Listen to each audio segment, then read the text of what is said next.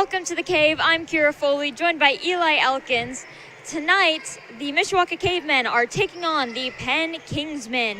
We are currently in the third quarter of the JV game. Mishawaka down 33-10. We've been watching this game for a little bit now. The Mishawaka has been struggling, but they've been holding their own pretty well against the Kingsmen. They have a really great basketball program, so it's going to be a hard fight tonight. Yeah, I agree. I mean, Penn's really good. They've lost to what, 3 schools, and those 3 schools were their state. varsity team has a record of 14-3. Yeah, that's crazy. I definitely think Mishawaka will put up a good fight, but we'll see how this game goes. I'm very excited.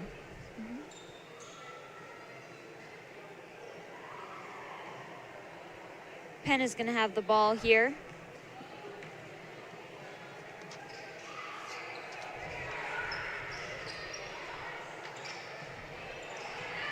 Number 40 is going to put it up, and it's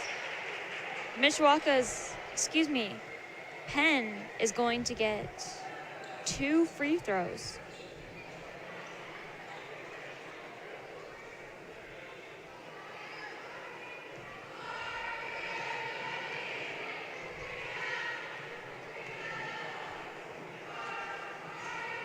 First free throw is no good.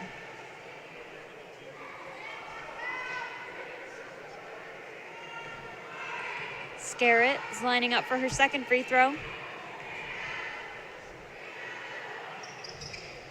And it's good.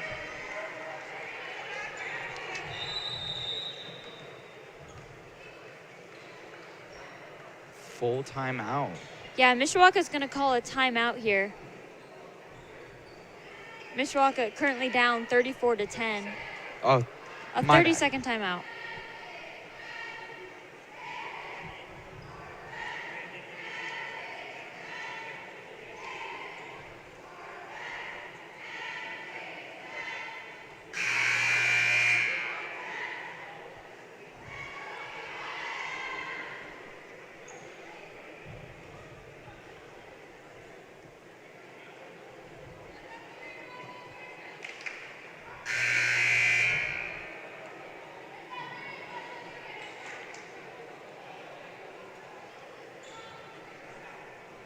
The Cavemen and Kingsmen are going to be taking the court again.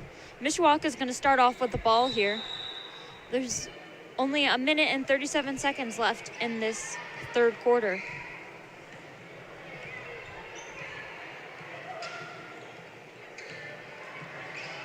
Balon is struggling. Passes it off. Refs are going to call. Yeah. We saw that struggle to find an opening to get that ball, to another person to get through the hoop.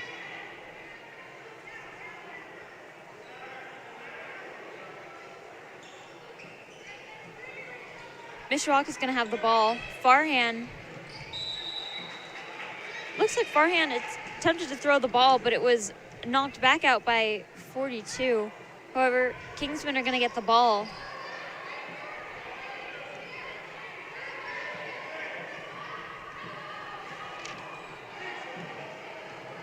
Jenzik looking for an opening.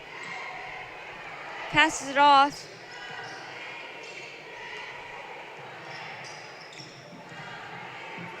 Brandy putting it up for a 3, and it's good.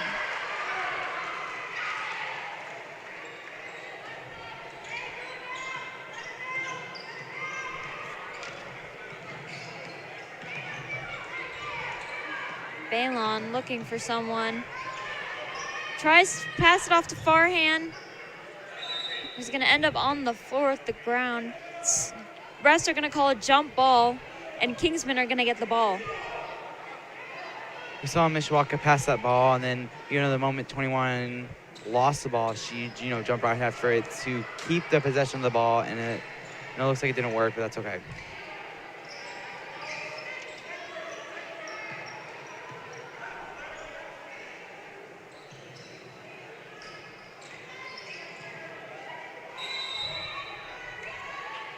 Refs are going to call another jump ball. This time, Cavemen will get it. It looks like the ball jumped off Farhan's going to pass it in to Balon. Balon all the way over to Roberts. Balon putting it up for a 3, and it's no good.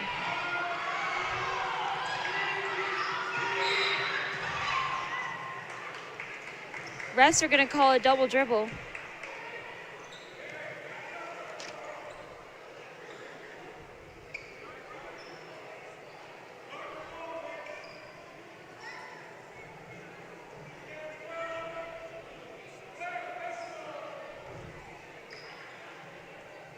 Mishawaka is going to get the ball. There's only 1.6 seconds left in this quarter.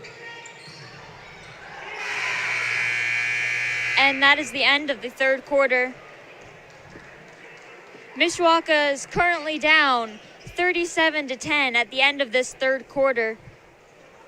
We'll see you when we get back from this break.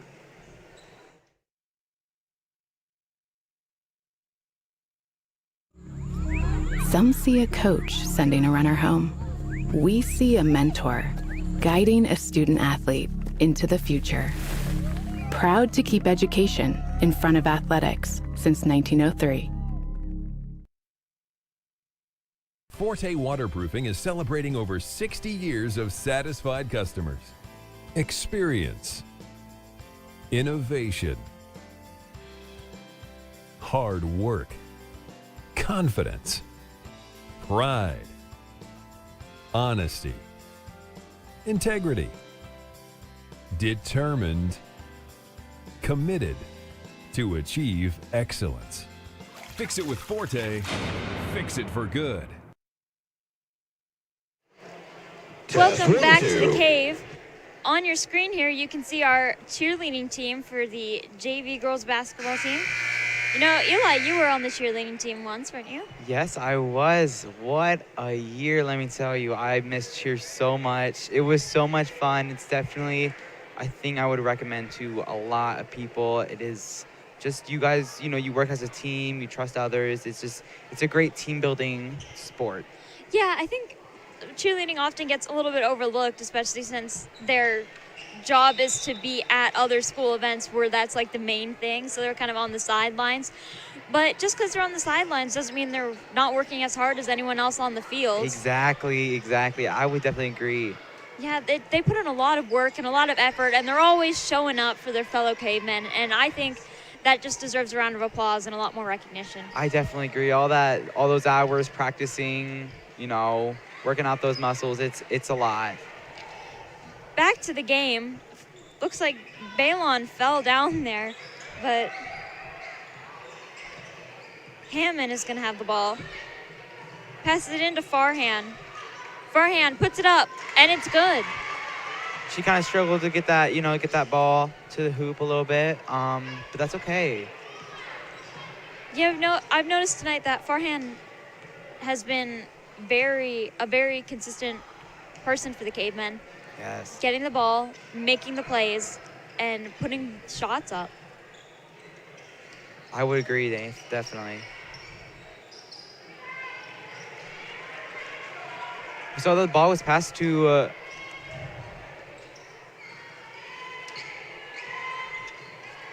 42, Kingsley Brandy.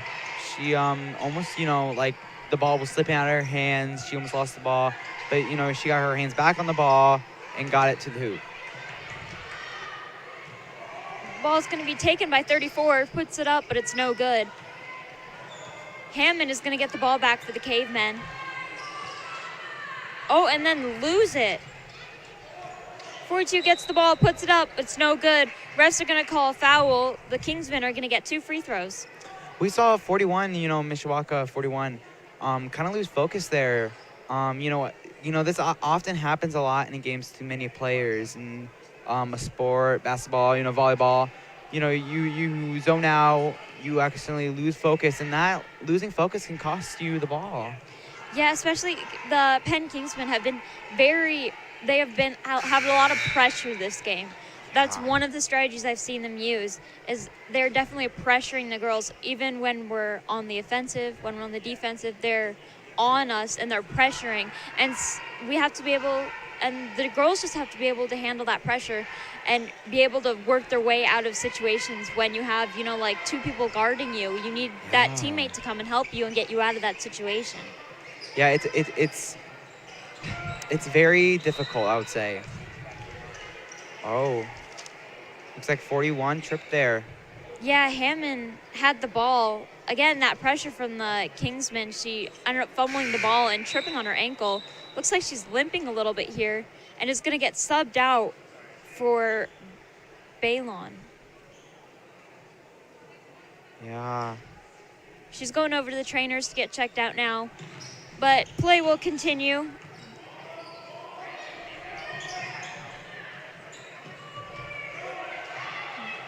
Number 10 passes it to 50. Number 50 puts the ball up, but it's no good. Retrieved by Farhan. Wow. We see 24, you know, throw that ball back in, and, you know, Penn has possession, and, you know, Penn got it to the hoop. But, you know, number 20 was able to get there, grab the ball, and be able to keep possession for the Cavemen.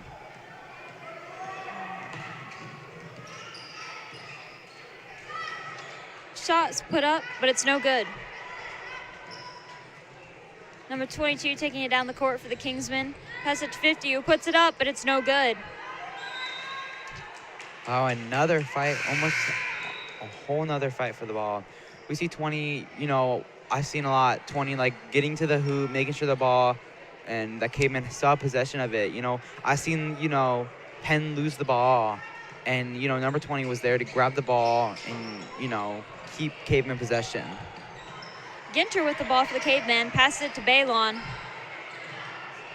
Balon back to Ginter. A lot of pressure from Penn here.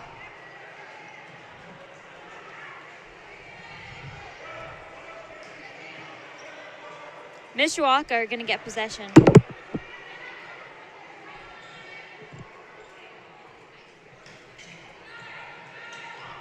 Farhan passes it in.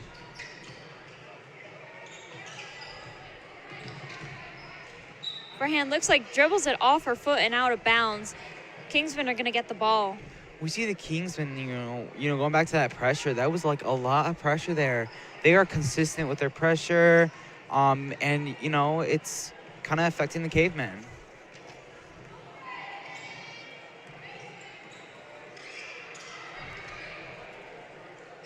Passes it to 40.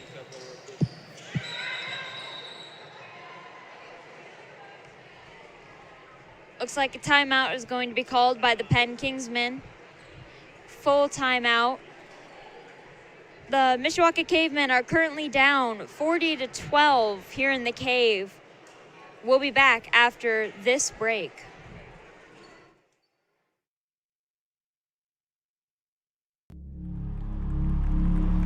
Some see a wrestling match. We see a 6-minute lesson in grit.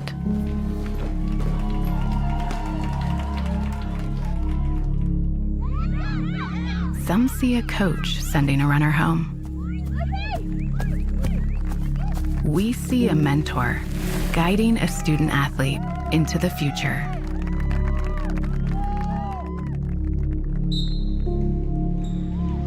Some see a volleyball match. We see a student athlete learning how to be poised under pressure.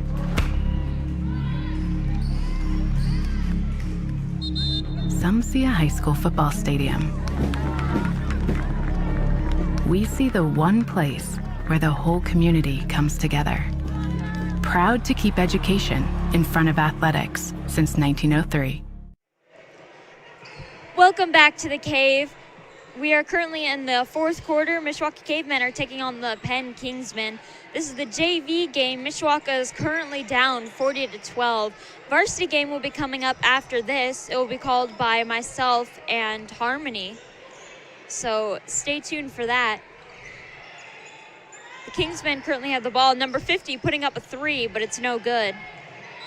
And looks like Number 2, Harmony Lombardo. Lombardo is going to be knocked down there. Mishawaka is going to get the ball. they kind of go back to that pressure. You know, we see, you know, the Kingsmen pressure, and some stuff happens, like, you know, a person falls, and that happens. Sometimes you just got to get back up on your feet and get ready to get that ball and make some points. It's like 42 got the ball, lays it up, and it's good. Lombardo passes it off. Farhan looking to dribble it in, can't though. Lombardo loses the ball. 42 lays it up, tries to lay it up, but is blocked by Farhan.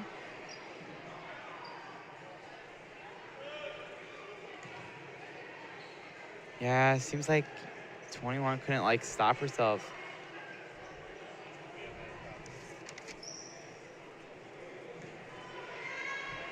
Brandy is going to get a free throw. She puts it up, and it's good.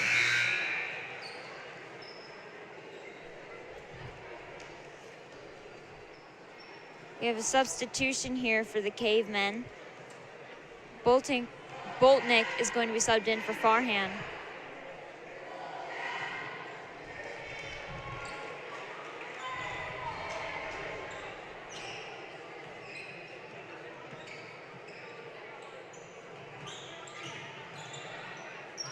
Lombardo passes it in, but it's blocked.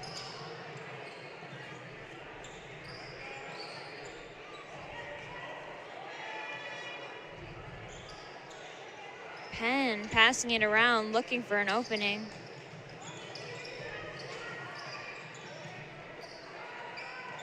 .30 passes it to 50. Back to 30.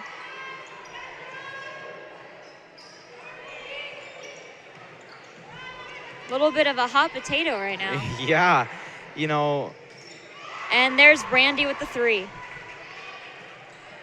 Communication, and, you know, the Kingsmen just showed that communication, just, you know, trying to find that opening, passing the ball, talking to each other. The Penn Kingsmen currently have a 35-point lead over the Cavemen in this second quarter, so there's going to be a running clock, which means the clock will keep going and will only be stopped for timeouts and for free throws.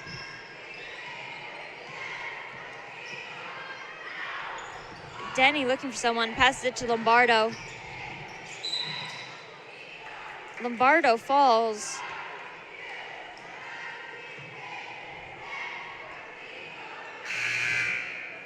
Oh, kind of taking a tumble there. A lot of substitutions for the Kingsmen here. Wow.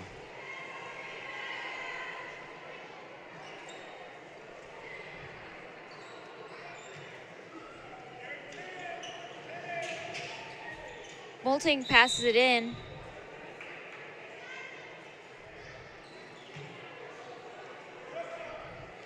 Seen a lot of fight for the ball this game. A lot of fumbling. Number 10 walking it down the court for the Kingsmen. Passes it out.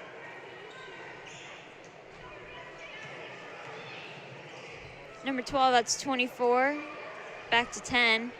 Looks like they're stalling for time a little bit here. Just trying to keep the ball out of the Cavemen's hands while this clock keeps going. Less than 30 seconds now. Yeah, we see 24 trying to, block and, try to put pressure. And it's just like the Kingsmen just have the ground, Yeah, 10 stalling as there's just about 10 seconds left on this clock.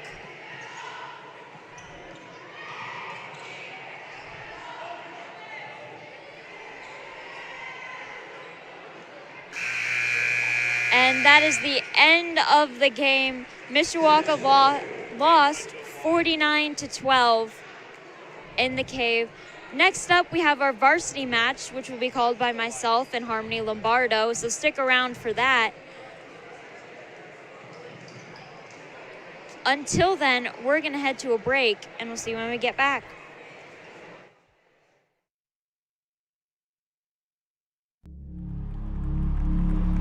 Some see a wrestling match. We see a 6-minute lesson in grit.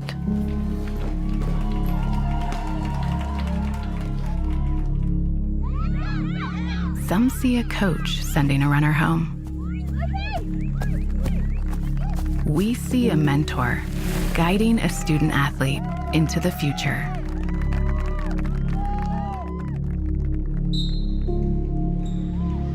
Some see a volleyball match. We see a student athlete learning how to be poised under pressure.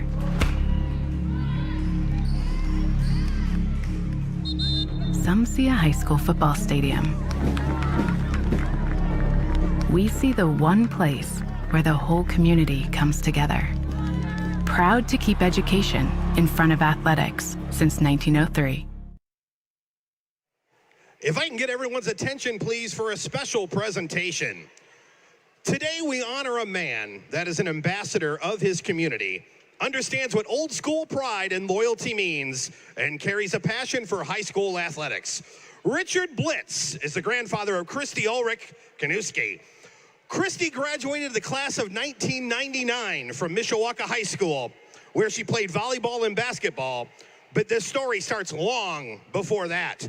Richard graduated from Mishawaka High School in 1954. He's been a die-hard Mishawaka fan and supporter of Caveman athletics for over 70 years. Richard is well known in the community as he attends monthly Mishawaka alumni luncheons, and he's the president of the Mishawaka Garden Club. Richard has actively been attending Mishawaka sporting events for over 70 years, and it doesn't matter the sport, from football to basketball to volleyball to softball and baseball. He still knows the players' names, even though they continue to change year after year. He has witnessed many championships at the state and conference level over the years. Some notable runs were the volleyball teams of the early 80s and the state runner-up finish of football in 2012. No matter the record or level of talent, Richard was there to support his Cavemen. On Saturday, January 18th, Richard will celebrate his 90th birthday with family and friends by his side. Continue to look for him for years to come as his Mishawaka pride runs deep. Maroon runs through his blood, and he has always been the Cavemen's #1 fan, except for when they play girls basketball of Penn, in which his granddaughter has been the coach for 17 years. On behalf of the broadcast sports team, the Penn girls basketball team, and Mishawaka High School, I proudly present to you the Ultimate Caveman Award. This award is in recognition of your legendary dedication, unwavering loyalty, and unmatched Caveman pride as Mishawaka's all-time greatest fan. Through every season, every game, and every cheer, your passion represents the true spirit of Mishawaka athletics. Your support energizes the crowd, inspires the team, and proves that Caveman pride runs deep. Congratulations, and one more time, a round of applause for the Ultimate Caveman, Richard Blitz.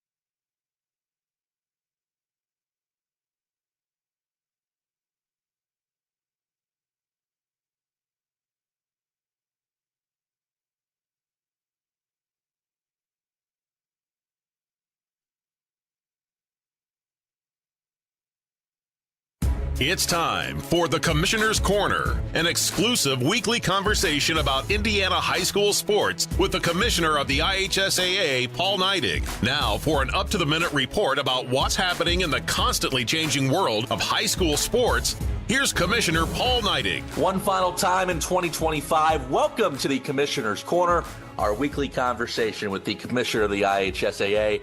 That's Paul Neidig. I'm Brendan King. Paul, Merry Christmas, Happy Holidays, and soon to be a Happy New Year to you, my man. Hey, when you think about 2025, just in general, what comes to mind for you in the IHSAA for a full breakdown of the year? Well, I think anytime we end a year, we look back and celebrate the highlights. And I think anytime, from my perspective, we have student athletes that get to grow up in an education-based athletic system with coaches who truly care about their well-being, but also challenge them to be in growth mindset where they continue to get better. They learn lessons. They learn things that they can take through with the rest of their life. And it's not always fun. It's not always easy, but it's also valuable. And I would challenge anybody that's out there that's doing great things with their life as an education-based athlete. I think they would all contribute the lessons that they've learned when they were in high school to their success in their adult careers. And I know you guys are constantly meeting together at the IHSAA, talking about how you can improve things, talking about how things can change for the positive, directly impacting kids' lives. But in terms of goal setting, Paul, from year to year for 2026, and I understand that, the summer is kind of the time from academic year to academic year. But is there any specific goal setting that you guys embark on for a new year like 2026 coming up? Well, we constantly talk about how to make the organization better. To make it better, we have to have appropriate rules and regulations to support an education-based athletic system. So we're constantly reviewing the bylaws of the association. We're constantly reviewing where we need to be in the future. We constantly look at what's going on across the country at the collegiate level and even at the high school level to see how we can continue to evolve and maintain our mission. We just released our annual report, and we do have an enduring mission of education-based athletics, but we also understand that has to continue to evolve to be relevant. And we've been in that same kind of growth mindset since 1903, and we're going to continue to be there this next year. And I'm sure it'll be met with some changes that match what our educational environments are within our local high schools. Paul, anytime folks are at games, of course, a huge part of any IHSAA sporting event are the officials and the referees. And, you and I talk about it a lot, but, for anybody out there who attends a game and says, this is a way I think I could give back to my community. What do you say to them about, hey, make the jump, take the chance, become an official here in 2026? Well, I would challenge anybody that loved the game, that really wants to get back. And a lot of people do it through coaching and they do it through spectator, but a great way to do it is officiating. And, it's a tough job at times, but it's also rewarding because the companionship among other officials is something it's just incredible. They get along, they support each other, and we don't get to play the games. I didn't get to play without great officials who wanted to get back to the game, and that is still today. And I would challenge anybody that if they've ever been inclined to do so, now's a great time in 2026 to sign up and become an official. And it doesn't have to be at the varsity level. Maybe that would be the goal. But a lot of our officials are licensed through our system. They just get back at the youth level, and we're wonderful. We're supportive of that also. But get out there, become an official, and get back to the game we all learn to love. And Paul, last thing, not just becoming an official, but just attending sporting events, supporting your local community. I hear you on the commercials all the time. Buy a ticket, support your local school. At the end of the day, that makes a huge difference. It does. Local high schools in Indiana run their athletic departments based upon the people who buy tickets to go to their game. And it's so important. And other states are different, but Indiana is unique, and we like it that way because the primary way that they buy uniforms and buy meals for the kids and support their fun to be able to support the kids is through buying a ticket. So I want to challenge everybody in 2026, if you haven't been in a while, get out there, buy a ticket, go to your local high school and watch a game because you will enjoy that dollar that you spend as much as any professional or any collegiate athlete or any collegiate opportunity that you get to. And so get out there and watch those kids. Thanks for listening to The Commissioner's Corner with IHSAA Commissioner Paul Neidig, and thank you for your continued support of the high schools in your community.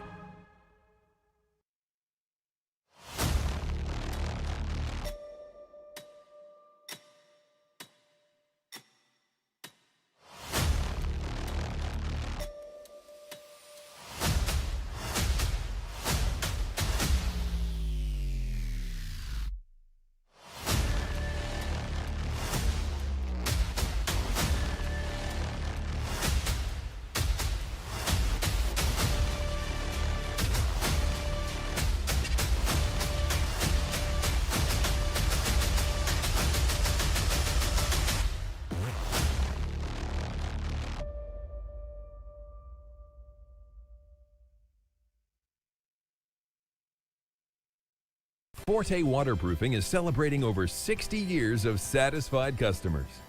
Experience, innovation, hard work, confidence, pride, honesty, integrity, determined, committed to achieve excellence. Fix it with Forte, fix it for good. Some see a wrestling match. We see a 6-minute lesson in grit.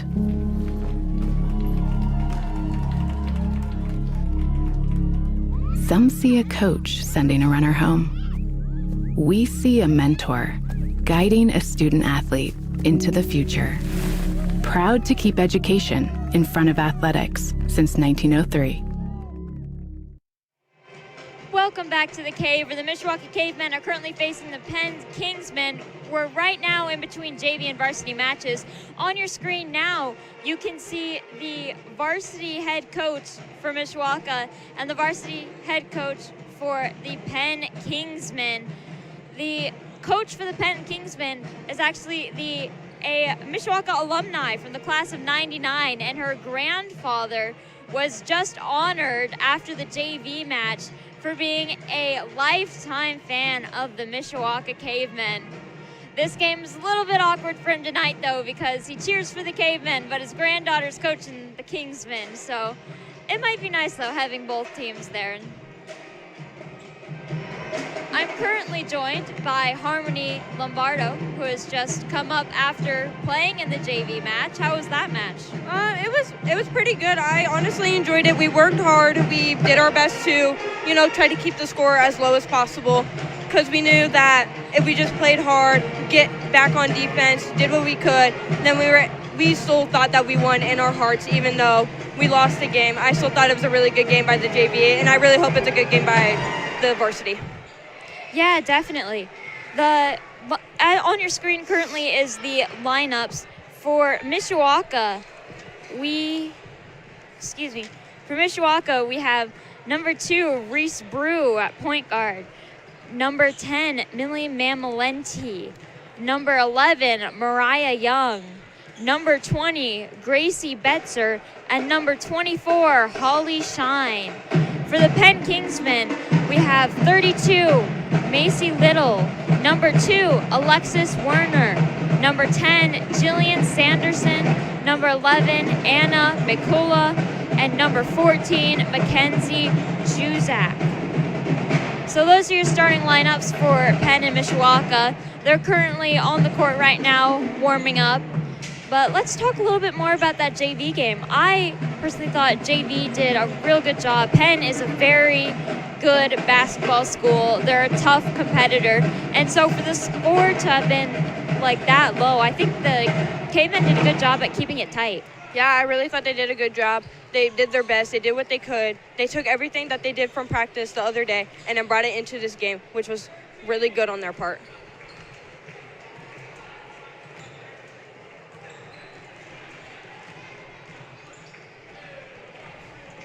So let's talk a little bit about the Penn Kingsmen.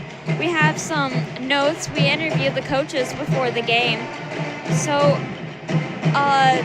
fun fact, 2 of their players, number 10, Sanderson, and number 14, Juzak, are both freshmen starting on the varsity team. There's only one senior, number 32, Macy Little, only one senior starting for them. Their record is currently 14-3, those 3 losses having been to state-ranked schools. They currently have 2 injured starters who have not played yet this season. And a fun fact, they have 4 players that were on the flag football team that made it to that were the state champs. That's pretty good on their part. That's really great. We have the state champs, the people who are on the team, were number 2, Alexis Werner, number 20, Quinn Driscoll, number 32, Macy Little, and number 33, Olivia Dawson. And Driscoll, number 20, was actually nominated for Player of the Year. That's very impressive. Being nominated Player of the Year is a really, really good thing. Yeah. In the, number one in the entire country. Oh, yeah, that's a really good thing. Being Player of the Year in the entire country is a very, very great thing to have on your record. That's a very big deal. And then we also have number 11, Anna McCullough, was on the volleyball team, the Penn volleyball team that went to semi-state this year. So we have a lot of multi-athletes. Penn is obviously very good in a lot of these sports. Oh, yeah. And a lot of the girls playing tonight play in a bunch of other sports. So they're a very athletic, very well-rounded team. So it's going to be tough competition for the Cavemen tonight, but they're going to try their hardest. Yeah, I think being a well-rounded team really can benefit in any sport. Matter of fact, especially in basketball, with running, your stamina, being a well-rounded multi-sport player could be really beneficial, especially in games like these where you really need to win. For the Cavemen, we also have a couple of multi-sports players like soccer players, volleyball players, track runners also. Yeah, just multi-runners. Yeah, just to name a few, Bolting is also on the, Betzer is also on the volleyball team. Mamalenti and Brew are both on the soccer team. I played with them last year. So, and those are just a few. We have a lot of multi-sport athletes, so very well-rounded. And if you can't hear through our microphones, there's the pet band currently here tonight. They're always showing, whenever they show up, it's always hyped. There's a bunch of music. It's very loud, which can make it sometimes difficult for us. But you can see on screen here, it's great to see the fellow cavemen supporting each other, sharing, kind of merging the two divides, sports and arts, and putting them into one in this beautiful harmony. Whenever they show up, it's always great. There's a bunch of music. They always perform really well, and it just creates a really nice hyped atmosphere for the players here in the cave. Just always trying to get every single team hyped. Everybody in the cave currently trying to get them hyped, get excited for the game. No matter who wins, who loses, they're always there to hype up the team.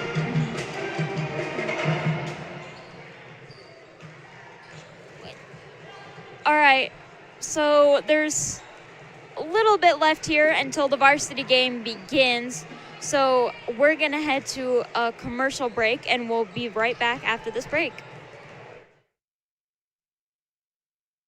Come and visit the Mishawaka Historical Museum and make sure to check out all of their different exhibits, such as their industries and businesses, church and faith, historic landmarks, military heritage, school, and their famous Mishawakans exhibit, including some of our very own Caveman alumni, as well as a working model train set and a brand new exhibit, Treasures from our collection. Located at 121 South Main Street, doors are open every Tuesday, Friday, and Saturday from 10 a.m. to 4 p.m. each day. $5 for entry for adults, $3 for students, and kids under 5 enter for free.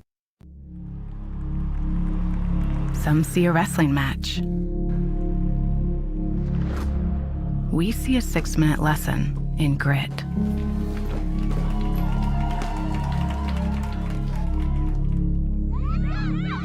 Some see a coach sending a runner home. We see a mentor guiding a student athlete into the future.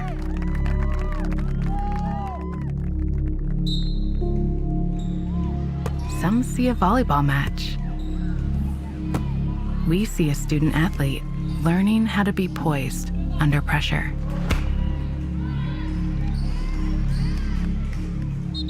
Some see a high school football stadium. We see the one place where the whole community comes together. Proud to keep education in front of athletics since 1903. Some see a volleyball match. We see a student athlete learning how to be poised under pressure.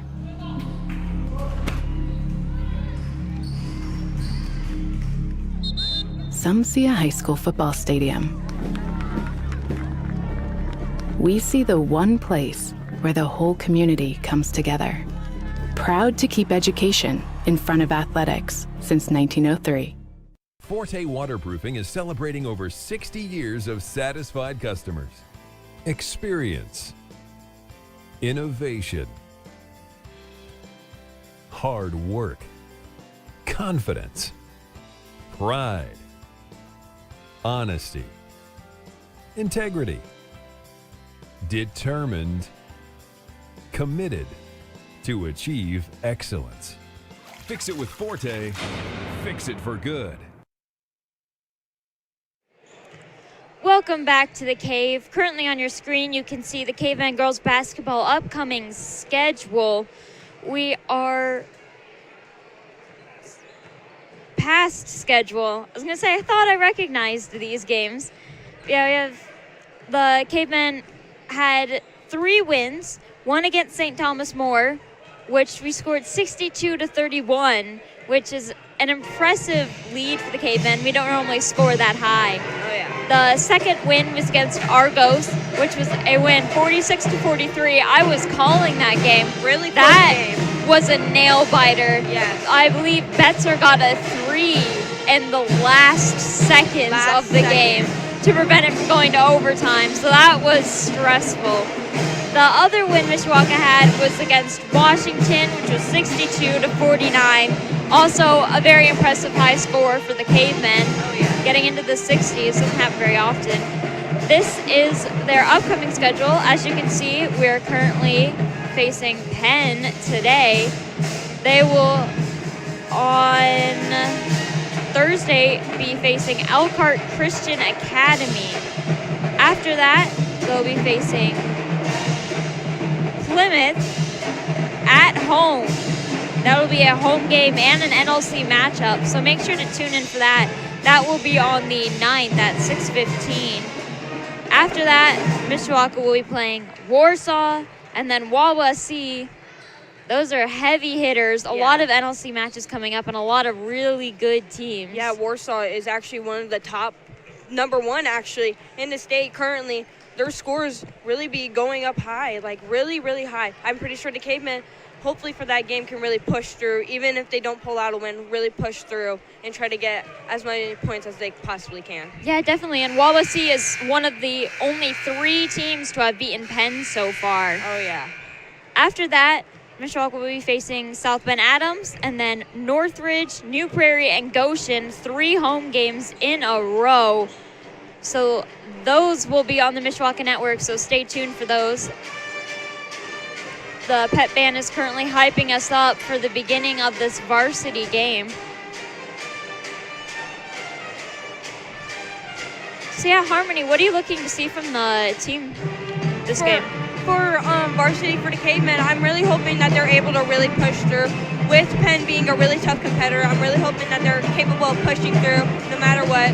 And Nia Johnson, she's one of the really good players, always trying to rush through the basket. I'm really hope that she can hopefully try to score as many points as she possibly can this game to get her team up and fired up for this game.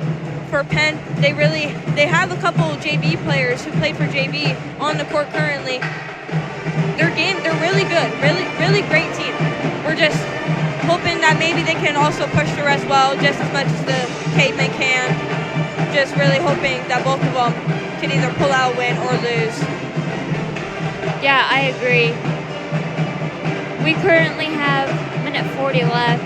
We're going to be going to lineups here soon, which will be called on the loudspeaker, and we'll be heading to the pledge soon to kick off this varsity game. The pep band is currently going at it down right below us. Yep, they're always hype. I can feel the vibration in my feet. That's how you know it's good. Yep. Those drums really get through you. Oh yeah, big time. Playing in the band though, from experience, is a really great thing. Oh yeah, you are in the band, aren't you? Yeah, just watching the game sometimes during a pep band, being in pep band, it's a really great experience. You can learn a lot, and also you just get to have fun. Yeah, it seems really fun being able to go to the games and play. What bands are you in? I'm in symphonic band. It is with junior, senior, a couple seniors, and sophomores. We have 3 bands: concert band, wind ensemble, and then symphonic band. But all bands are really great together, especially. And what instrument do you play? I play trumpet. Oh, I played trumpet for a while too. Couldn't fit into my high school schedule though, so I had to drop it. It's okay. It's okay. Yeah. I could still play it. I still have the notes. Yes. Maybe one day I'll resurrect it from the dead. We're going to head down for lineups here, and we'll see you for the start of the game.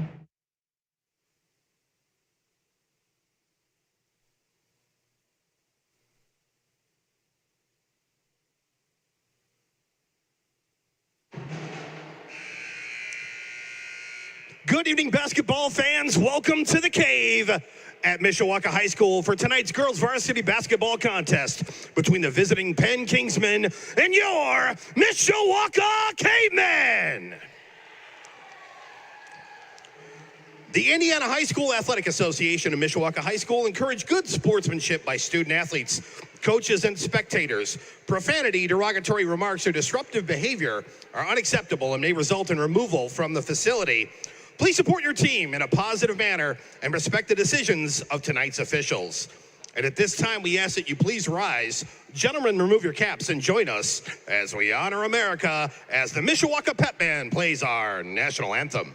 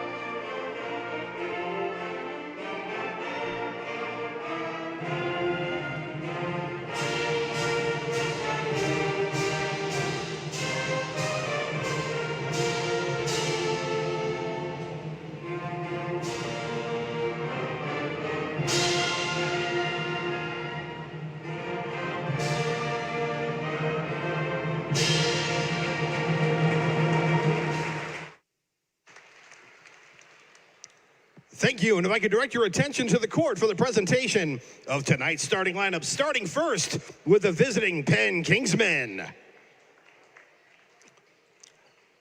At forward, she's a sophomore, number 2, Alexis Werner.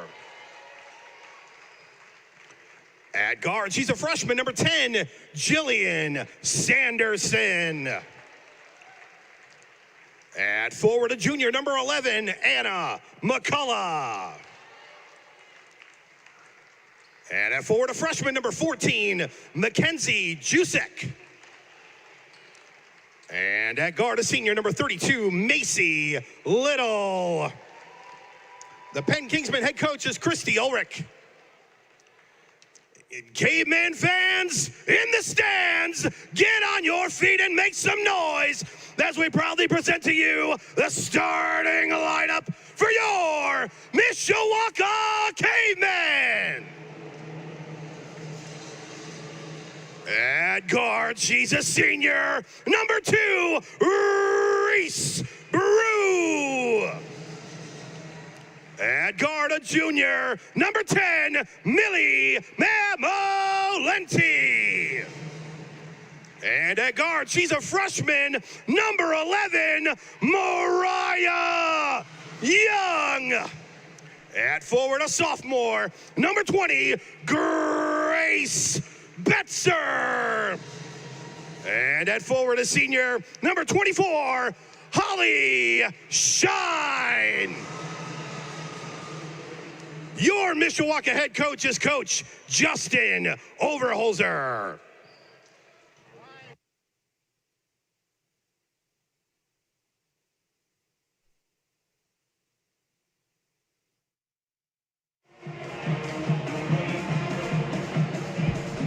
All right, we're getting ready for the start of this varsity matchup against the Mishawaka Cavemen and the Penn Kingsmen. So the JV unfortunately lost, but they kept it pretty close, and so we're hoping varsity can pull through and keep it close tonight as well. Yes.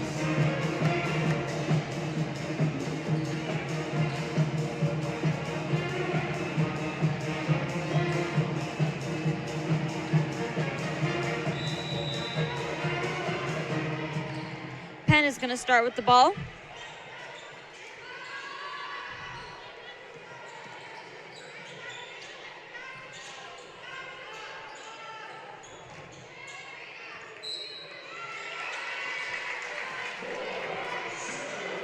Refs are going to call something. Mishawaka's going to end up with the ball. Playing a press break currently. Cavemen, they're really good with their press breaks, always trying to pull through. But any team, actually, no matter who it is, who's facing them, they're always out that press break all the time. Betzer throws it over to Shine, who puts it up, and it's no good. Kingsman now with the ball. Little driving it down the court. Little tries to pass it out to Juzak, but fumbles. Brew passes the ball to Betzer.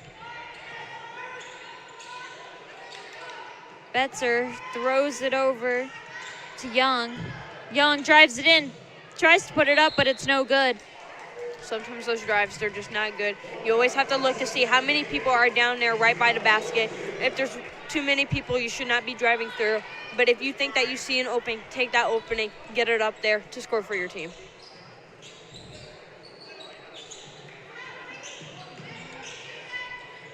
Werner with the ball. Passes it out to Sanderson. Sanderson puts it up, but it's no good. And the ball's going to come off the Cavemen as it bounces out of bounds.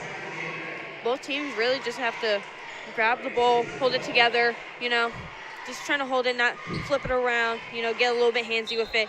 Grab the ball, hold it, move it side to side, hopefully get it back.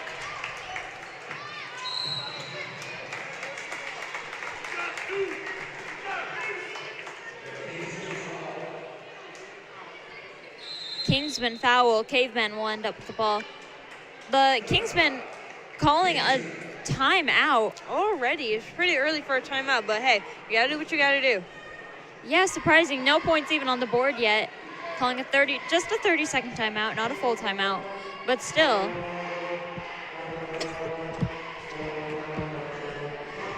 The coaches might have seen something that they didn't like on the court, wanted to sort some things out with their players. Yeah. The start can always be a little bit confusing. There have currently been 3 turnovers by Penn. So that might be a reason why they're calling this timeout. Maybe trying to, keep the ball in hand. Even with this game just starting currently, first quarter and all, you really just got to be careful with those turnovers, especially with Mishawaka. We're going to kick it off again here. Bolting passes it over to Brew. Brew getting trapped here a bit. Fumbles the ball. Refs are going to call foul. Kind of looks like that she was trying to, go through 2 people at the same time. Either it's a 50-50 chance, either that's a really good thing to do, or you're going to get crushed by them. It's not a really good option. Yeah.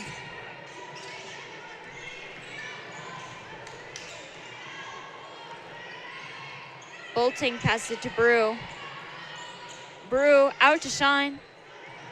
To Young.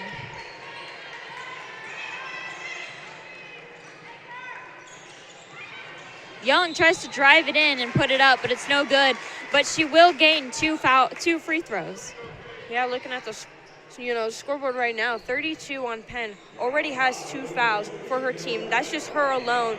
That's not really good for the for the Kingsmen, my apologies. They really just need to keep those hands out and try their best not to foul, because once they get in foul trouble, it could be over for them. Yeah, 2 fouls in the point. At the time, points hadn't even been on the board. That's crazy. Young did make that first free throw. She has another shot as well. She puts it up, and it's good. So I think personally that free throws are the best thing ever. They're free. You got to make them, because free throws could win games as well, as long as you make them. Once you make them, you could be in the gold. Yeah, Young did a really good job there. Made both of her free throws. Sanderson currently has the ball, puts it up, and it's good. First points on the board for the Kingsmen.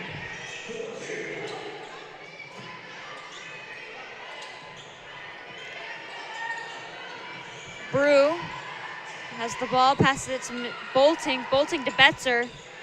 Mamalenti, excuse me. Mamalenti with the ball, passes it out to Betzer. Betzer tries to pass to Mamalenti, but it's turned over. The Kingsmen now have the ball. Juzak passes it out. Dawson currently has the ball. Passes it to Sanderson, who puts it up for 3, and it's good. That was a really deep 3 by number 10. Those threes could be a little bit risky, especially with how far that she was out. Cavemen, though, really need to get a hand up to make sure that they are not making any more threes in this game. Mamalenti runs into Shine there and loses the ball. Manages to get it back, passes it to Young.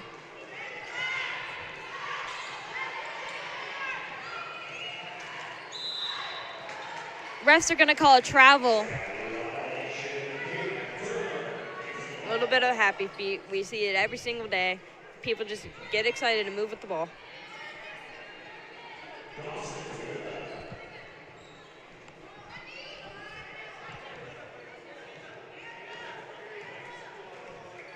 Dawson with the ball for the Kingsmen.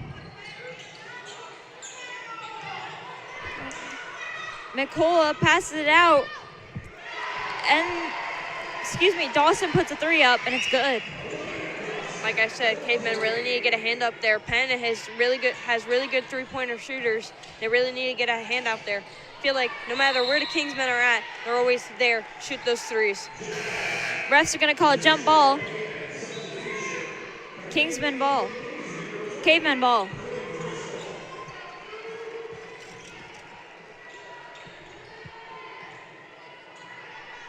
Betzer starting off, passes it into Mamalenti. I feel like the Cavemen got to be really careful with how their situation is currently, try to get out of these traps. It looks like that the Kingsmen are really trying to set up for a trap in those corners, which the Cavemen recently have been going to. So they really need to get out of that habit and get away from the corners, go to both sides, drive in instead of heading into those corners and then getting trapped.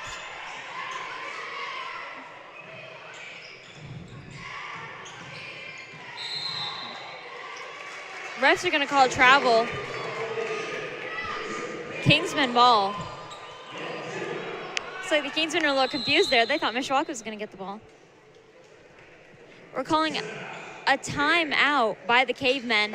It's going to be a full timeout. Mishawaka currently down by 6 points, 8-2 in this first period. We're going to head to a break, and we'll see when we get back. Forte Waterproofing is celebrating over 60 years of satisfied customers. Experience, innovation, hard work, confidence, pride, honesty, integrity, determined, committed to achieve excellence. Fix it with Forte, fix it for good. Some see a wrestling match. We see a 6-minute lesson in grit.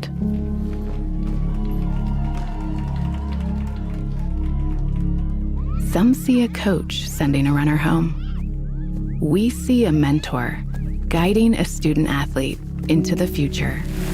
Proud to keep education in front of athletics since 1903. Welcome back to the Cave. The Mishawaka Cavemen are currently fighting the Penn Kingsmen. They're currently down by 6 points, 8-2 in this first quarter. Yeah, really tough game currently. Both teams are also being really good on defense and offense too. Just the Kingsmen just getting a little bit better than the Cavemen. Mishawaka currently has the ball, but it's going to go out of bounds.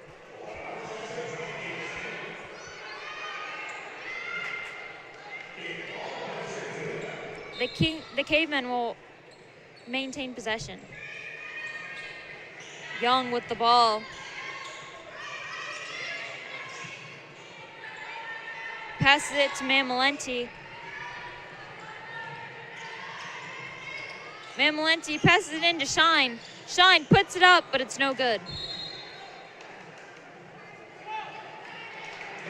Yeah, sometimes it's not really good to go up there. Can't just be throwing those silly shots. You just got to really focus in. Excuse me, that was Young that put it up. That was good. Don't know why I'm getting the two confused. It's okay.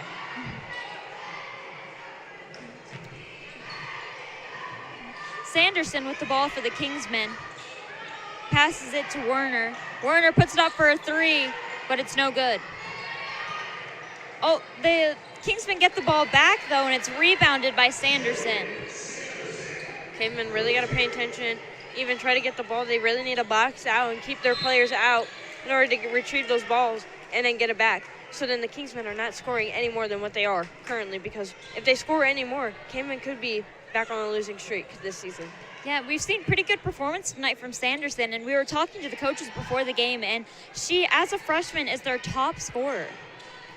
That's a really great thing as a freshman to be a top scorer on a team, especially a team like Penn. It's a really great accomplishment. Yeah, in 3 years left, there's a lot of room for more improvement there. She's going to be a great player by senior year. Absolutely. Ball is thrown down the court. Cavemen are going to get the ball back, though.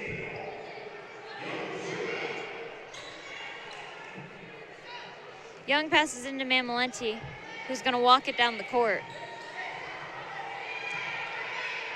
Mamalenti, calling for someone to get open, decides to drive it in anyways. Ooh, Reese Brewer, she really had a chance to make that layup on the left side, but guess she didn't see it as we do up here and just kind of had to go out. Mamalenti tried to drive it in, but it was knocked out of her hands. Kingsmen are going to get the ball.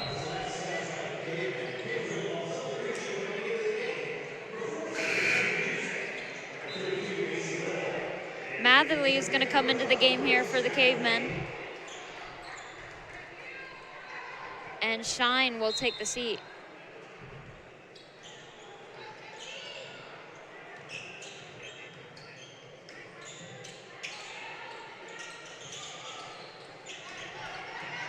It's going to be a turnover. Cavemen get the ball.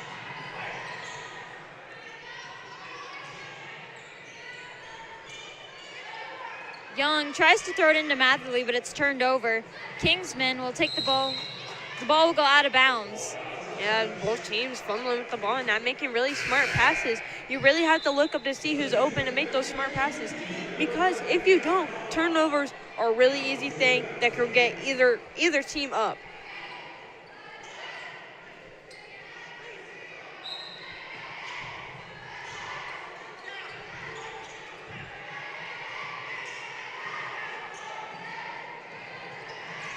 Mamalenti with the ball for the Cavemen. Passes it to Betzer. Betzer over to Brew. Brew's going to drive it in and puts it up, and it's good. Reese Brew with those shots. Reese Brew has always been good getting her shots up, especially no matter where it's at, actually. But that shot right there by the Kingsmen. Yeah, Werner returns the shot and gets a three. It's a competitive thing. A two-pointer, excuse me. Must have been in the line. Competitive thing. Always trying to go out. One person shoots it, and then the other team's always like, you know what, I'm going to do the same thing, but better. Yep, you got to show up the other team. Exactly. That's what basketball is all about. People are going to end up on the floor there. Nothing called. They're just going to put it up, but it's no good. And the refs are going to call a foul. The Kingsmen are going to get 2 free throws. You can see on your screen here, Brew with her layup. Driving in. Reese has always been really great in driving in to the basket, trying to get her team up as well as she can, especially with how much time that she has on the court. Just always trying to boost her team up, get it up there, hoping that her teammates will also do the same. Second free throw is good. That was by Werner.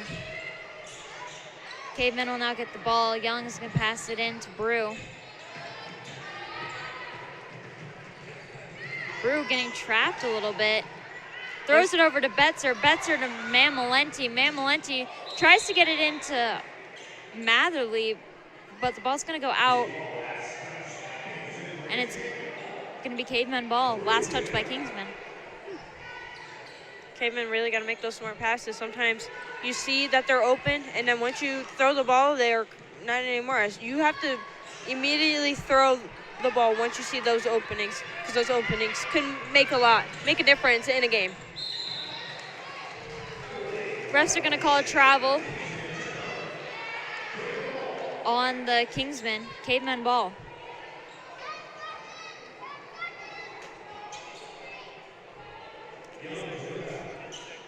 Ten seconds left on the clock in this first quarter. 4-13 with Kingsmen's win.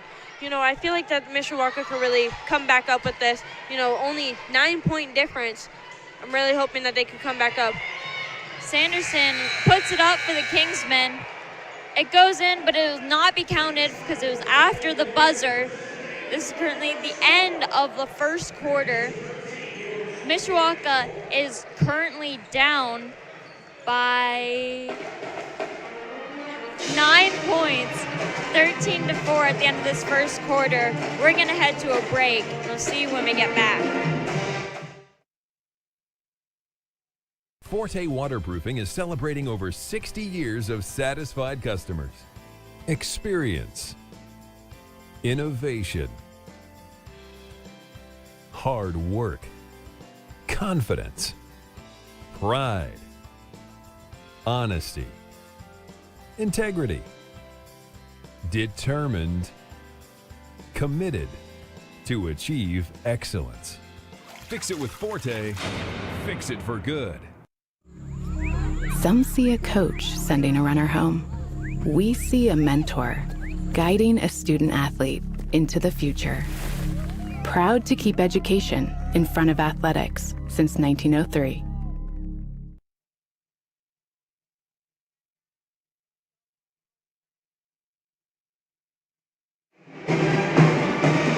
Welcome back to the second quarter of this matchup. Mishawaka Cavemen are currently facing the Penn Kingsmen. They are down 13-4. We're about to kick off the second quarter.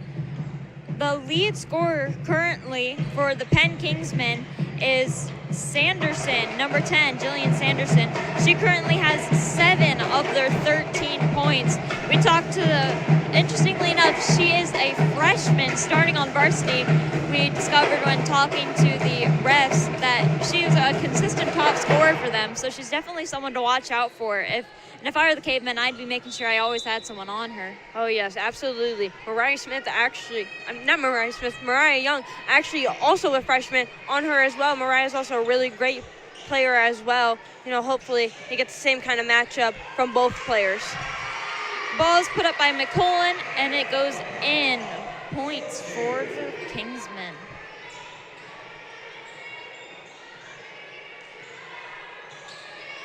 Mimolenti passes it over to Brew. Brew passes it to Betzer. Betzer attempts to pass it in, but it bounces off of a Kingsman shoe. Cavemen will maintain possession.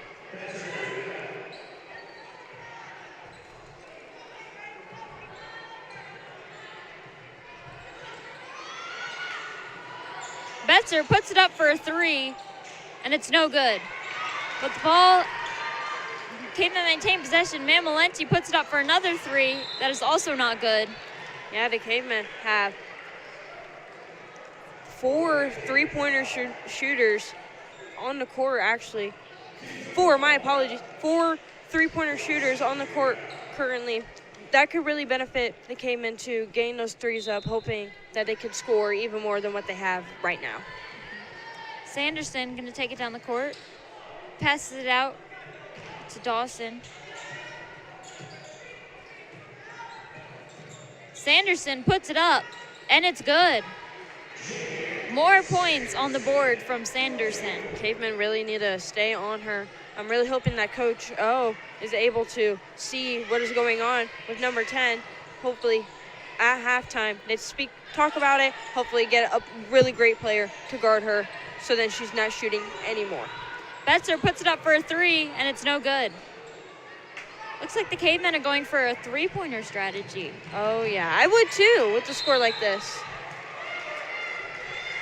The refs are going to call a foul.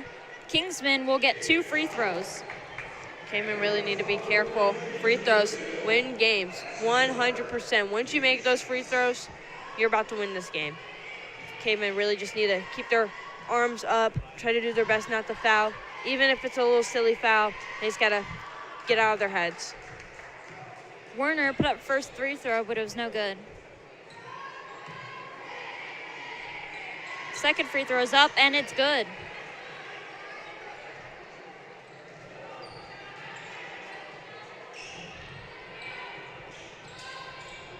Mamalenti passes it to Young.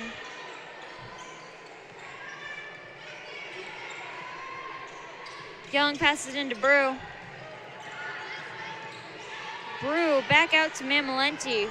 Pass it to Matherly. Matherly throws it to Young.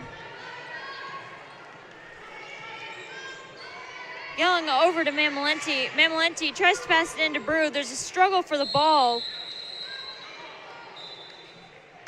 Refs are going to call a jump ball. Cavemen possession. Yeah, sometimes you really just got to scramble for the ball on the floor, hoping that they don't call a jump ball, because sometimes jump balls could be in your favor or they could be not. Sometimes you really just got to scramble to that ball and pass it out to another teammate. Brew passes it to Mamalenti. Mamalenti back to Brew.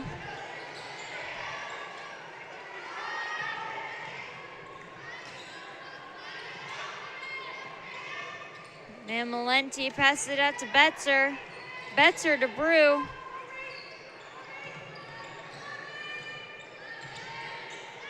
Brew passes it to Mamalenti. Really looks like that the Cavemen are trying to pass as much as they can to find an opening, hoping to score to get their team up right now. Just trying to pass, hopefully to score. Mamalenti tried to put it up. It was no good. Offensive foul against the Cavemen. Kingsmen will get possession. Yeah, those offensive fouls, you got to be really careful, hoping that you don't get them, because even if you just tap them a little bit, they might just call it. A little bit of a break there to clean up the floor. Yep, mess on the floor. It could be water, could be spit, who knows? I believe that's where they fell with the ball, so it was probably a bit of sweat left on the floor. Werner with the ball. Passes it out. Dawson puts it up, but it's no good. Young gets the ball back. Yeah, it kind of looks like that we had subs come in the game as they were cleaning up the mess. Holly Shine and Adnia Johnson. Mamalenti passes it over to Young. Young attempts to drive it in. Refs are going to call a foul. Yeah, it kind of looks like Cavemen are in their head, especially with a score like this. They really just need to take a deep breath, try to calm down, not get in their head too much, because once they do, it could be game over, and then they're down by a lot. Cavemen are going to call a timeout here in the second quarter. Mishawaka currently down 18-4.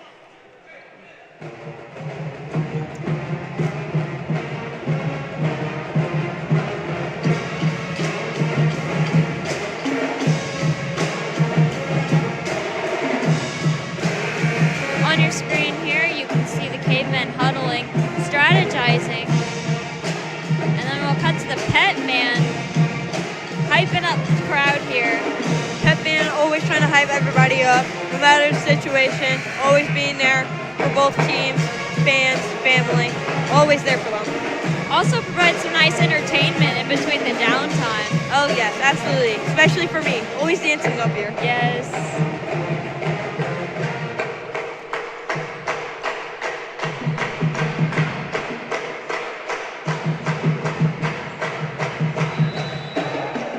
Like we're gonna get going with the game.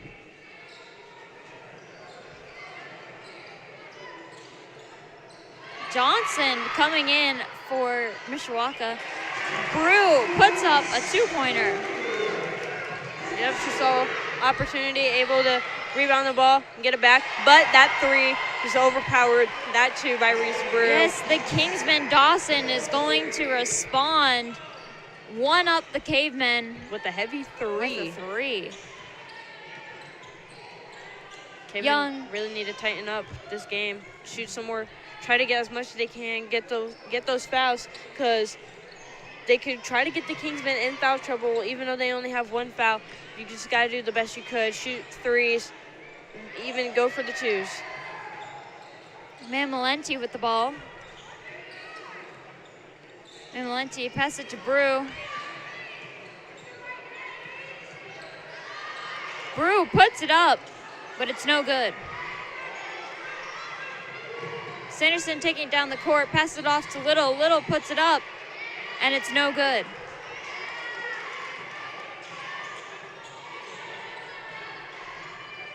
Young hands it off to Mamalenti.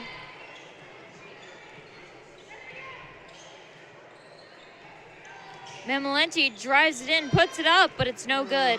Sanderson gonna get the ball back, pass it all the way down to Werner on the other side of the court, but the ball will go out of bounds. Yeah, you just got to be really careful with those passes, especially when both teams are neck and neck with each other, rushing towards that ball. You just got to be really careful not to make those silly passes, because once you do, either it's a turnover, out of bounds on your team, or out of bounds on the other team, which you might want to have, but sometimes those moves are just really risky. Sanderson with the ball, puts it up, and it's good. Cavemen really need to find somebody to really get on her. One of the top shooters on the team. You really just got to get on her, hoping that she doesn't shoot any more than what she is currently. Mamalenti with the ball for the Cavemen. Passes it out to Shine, who stands there. Passes it back to Mamalenti. Mamalenti puts it up for a 3, but it's no good. Falls short. Struggle for the ball. Refs are going to call a jump ball. It's going to be Kingsman possession.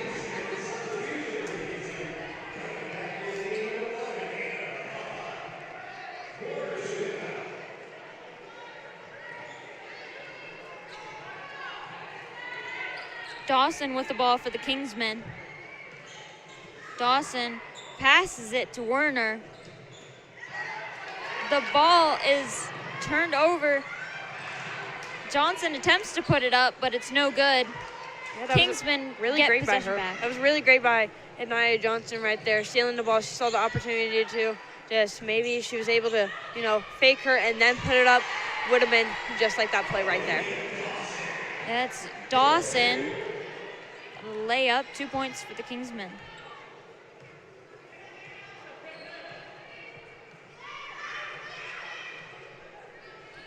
Mamalenti passes it to Brew.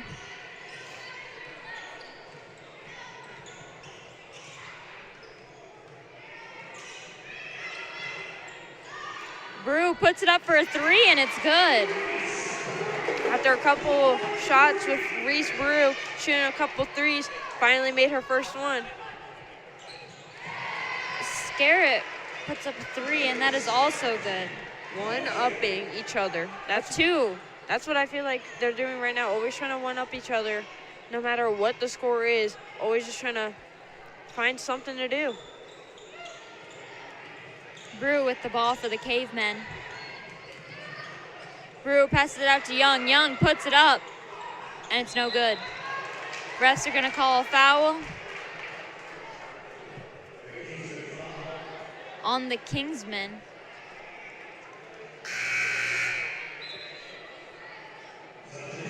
On your screen, you can see the 2-pointer from Brew.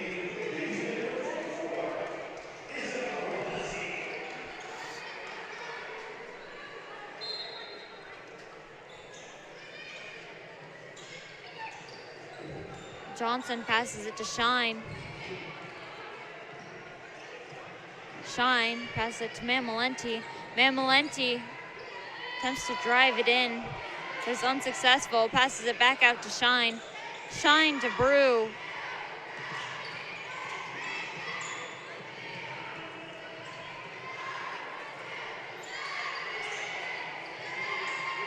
like the cavemen are scrambling for the ball, trying to find an opening.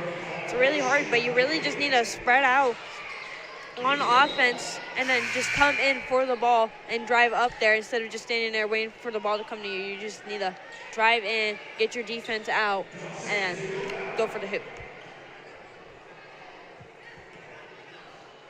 Sanderson has rejoined the game after a brief rest. Sanderson passes it out. Dawson standing with the ball.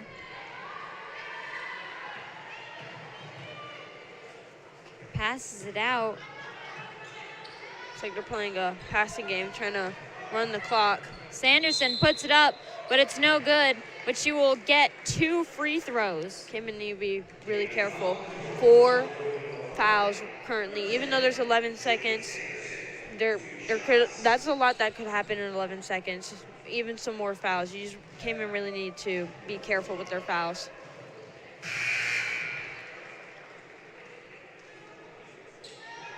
First free throw is no good. Second free throw is good. Looks like Sanderson will go back out and Scarrett will go on for her.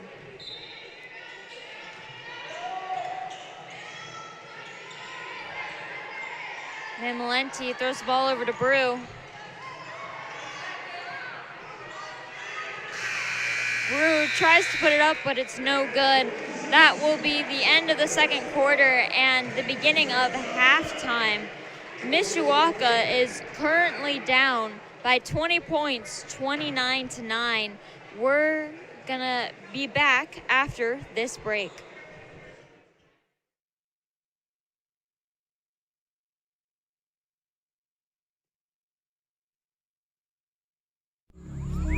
Some see a coach sending a runner home. We see a mentor guiding a student athlete into the future. Proud to keep education in front of athletics since 1903. Forte Waterproofing is celebrating over 60 years of satisfied customers. Experience, innovation,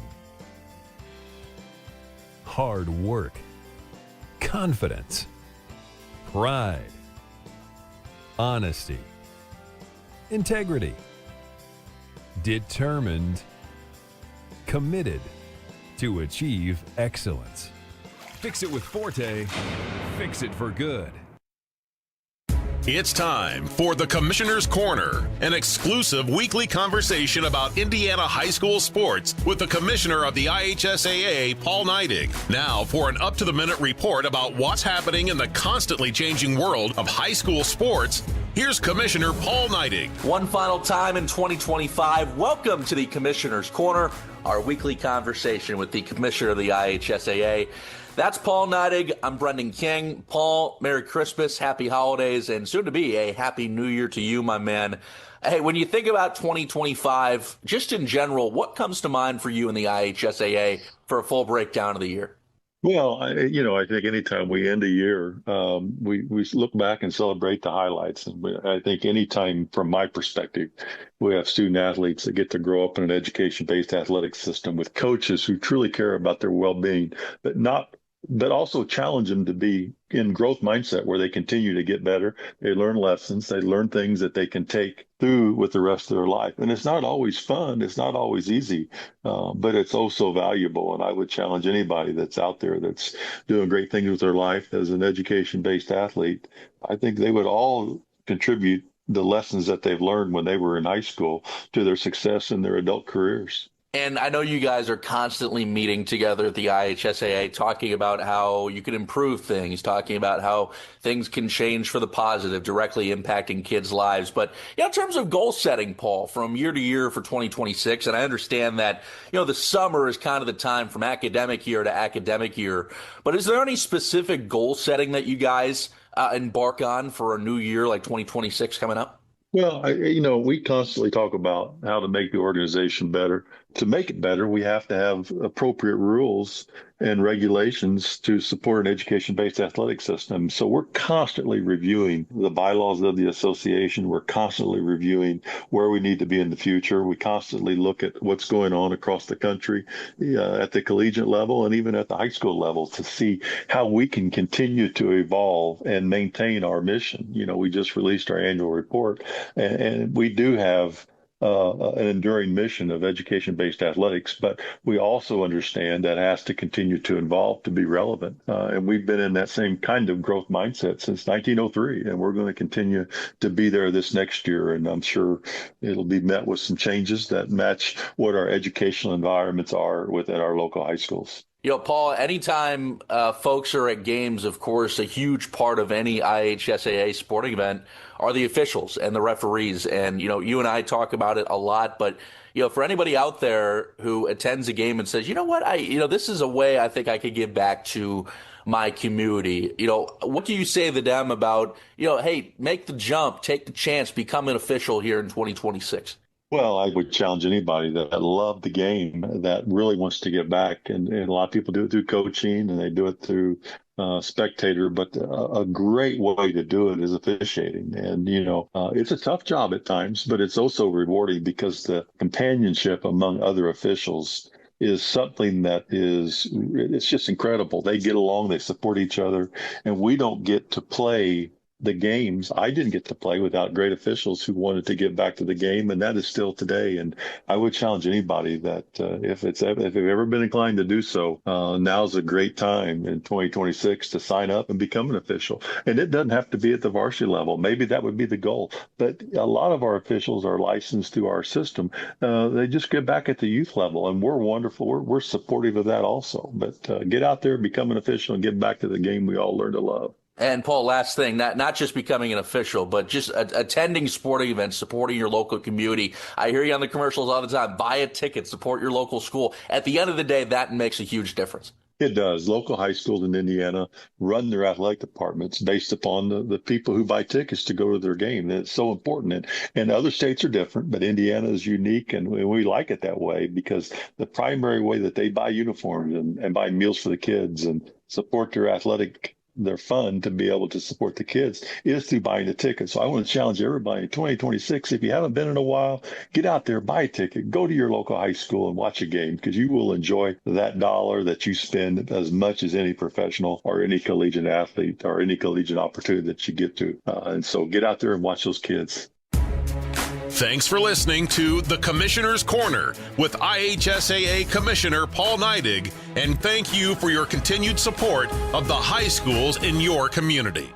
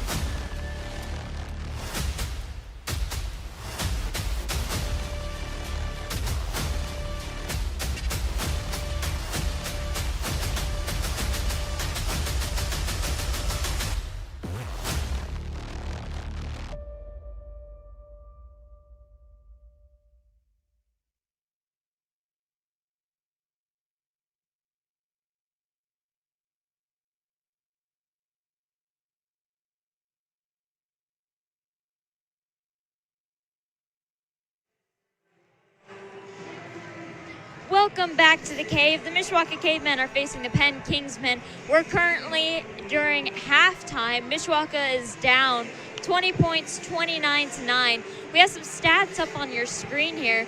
You can see first the total shots. Mishawaka has made more shots than Penn, but it's had a much lower success rate, with only 3 of their 19 shots being made, while the Penn Kingsmen have made 11 of their 18 shots. Harmony, what do you think about that? That's a really big thing. Cavemen just really need to work on their shooting, especially even if it's not a free throw. They really or not a free throw, sorry, a layup. They really need to work on shooting from anywhere because anywhere could be a made shot, and once you make those shots, you could lead up But right now, the Cavemen really need to focus, lock in on their shooting, just trying to zone out everybody in order to get their shots up. Yeah, and speaking of Mishawaka has also made more three-pointers, but again has had a much lower success rate, with only 1 of their 7 being made versus the Penn Kingsmen, who have made 3 of their 5. Yeah, sometimes those threes are a really difficult thing to make, but if you know that you're an excellent three-point shooter, go for it. Yeah, definitely. Looks like the Mishawaka Cavemen were looking for a three-point strategy there for a little bit. They had a bunch of three-point shooters out on the court, and they were putting them up. As you can see, they had 7 ones that they put up. Only 14% success rate, though, with the 1 out of 7 being made. Yes, and for the leading scorers on both teams currently, Reese Bruce scoring most of our points for the Cavemen, 7 out of the 9. That's basically almost every single point for the Cavemen. And then also number 10 for the Kingsmen, scoring 13 for her team. Yeah, you can see on your screen Sanderson there. She has had an impressive night. Again, we talked to coaches beforehand. They told us to look out. She was someone to look out for, top scorer, and she has certainly followed through on that. She has made 100% of her free throws, 2 out of 2. She's made 100% of her three-pointers. Well, she made her 1 three-pointer, and then she has made 4 out of her 5 two-pointers. That's really impressive good. Stats. Total 13 points. That is more than our whole team has made in this one night. So that's very impressive stats. Really? Going back, you mentioned Reese Brew is the top scorer for the Mishawaka Cavemen. She has made 7 of the points. Like you said, that is a majority. She has made 2 two-pointers and 1 three-pointer, which is surprising. Reese Brew isn't normally one we look out for with three-pointers at Mishawaka. Yeah, normally she's a person who drives into the basket instead of shooting threes. But if she needs to shoot those threes, she will put them up. Yeah, definitely. She saw that opportunity and she went for it, which is what you really need to do. You need to be able to adapt on the court. Even if it's not your normal routine, you got to be able to show up and take advantage of the opportunity you're given. Yes, 100%. Especially being down by 20, you really need to try to get as many shots up as you can. We're going to head into the third quarter here.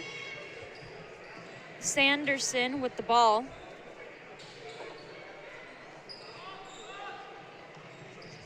Sanderson's going to throw it into Juzak, who's going to put it up, and it's good.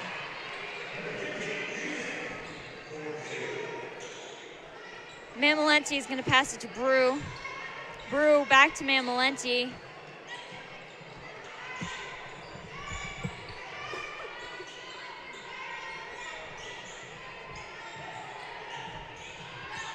Brew looking for an opening here. Yeah, the Cavemen have been really trying to find an opening. Each time that they take up the ball, the Kingsmen are really great on their defense, always there when the ball's there. The Cavemen really just need to make quick passes in order to get an opening. Brew's going to try and drive it in, but it's not successful. The ball was last touched by the Cavemen. Kingsmen will have possession.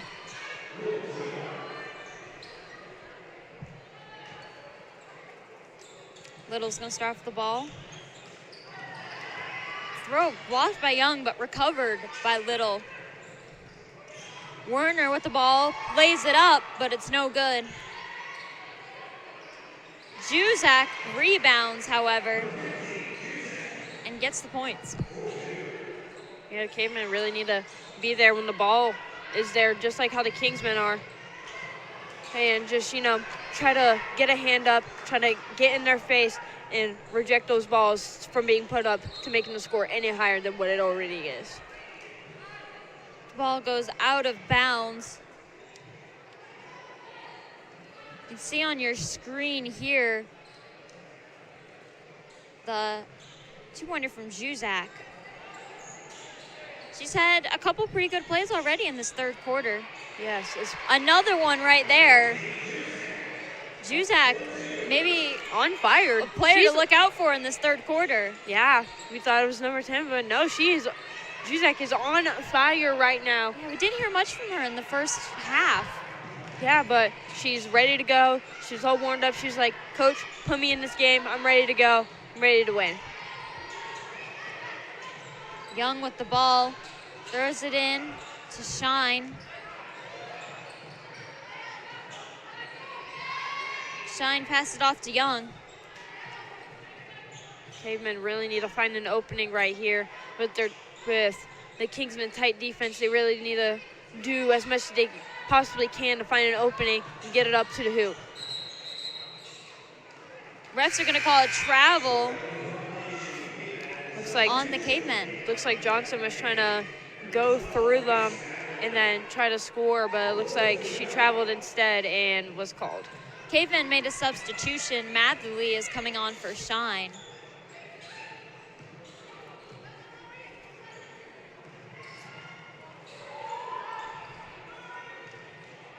It's like a successful layup by the Kingsmen. Yeah, the Cavemen need to be on their feet, always there at defense, trying to block their shots, not having them score since they're down by so much. Brew with the ball, recovered by Matherly. Matherly puts it up, but it's no good. Brew's gonna get it back, however. Hopefully they can set something up, set a good offensive play in order to score more than what they have. Brew throws it to Little. Looks like I think Matherly was trying to post her player up and trying to get the ball, but it looks like it was short out of reach, but then a Kingsman player touched it, and looks like it's now back to the Cavemen. Kingsman making a substitution. Dawson coming on for Werner. Brew throws it into Matherly, who puts it up, but it's no good, falls short. Little throws it all the way down to McCullen, who lays it up, and it's good. For Matherly, I was really hoping that she was able to turn around, face her opponent, and dribble up to the basket instead of just throwing it up. But sometimes you might just have to throw it up, especially with a score being down by 30. You just try to get good shots, not just random shots, good shots. Brew puts it up, but it's no good. Throws it out to Mamalenti.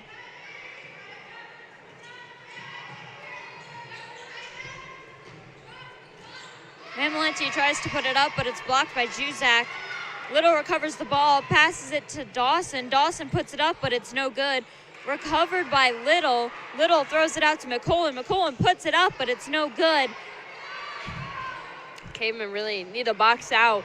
With how many rebounds the Kingsmen have gotten, they really need to box out, get those players out of there, and try to retrieve the ball back to their side instead of just standing there trying to grab the ball. Yeah, and Juzek followed through with that layup. We're going to call a timeout here. Mishawaka is currently down 41-9 in the third quarter. We'll be back after this short break. Forte Waterproofing is celebrating over 60 years of satisfied customers. Experience, innovation, hard work, confidence, pride, honesty, integrity, determined, committed to achieve excellence. Fix it with Forte, fix it for good. Some see a wrestling match. We see a 6-minute lesson in grit. Proud to keep education in front of athletics since 1903. Welcome back to the Cave. Mishawaka Cavemen are facing the Penn Kingsmen. They're currently down 41-9. In this second half alone, the Kingsmen have outscored the Cavemen 12-0. Cavemen have yet to make any points in the second half. Yeah, the Cavemen really need to hustle back on defense and on offense to get those points up so that it's not 12-0 in just one quarter. I'm really hoping that Coach O spoke to them in the locker room just moments ago about, hey, we need to do this, try to get as much as we can to score, no matter who we're playing, hoping that we could just score as long as possible, which I agree with because the Cavemen really need to put some pep in their step. That was a successful layup by McCullough. That is the volleyball player who was on the Penn team that went to semi-state this year.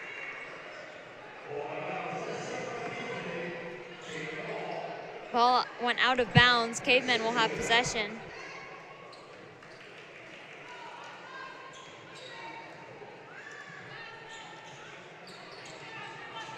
The Penn Kingsmen currently have a 34-point lead over the Cavemen in this third quarter. Yeah, that's not a really good thing with fourth quarter coming up here shortly.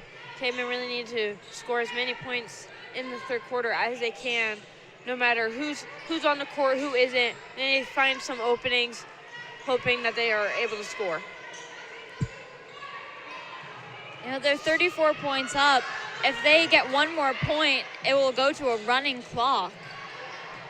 Yeah, running clocks are, sometimes they're good, but sometimes they're bad, especially when you're losing.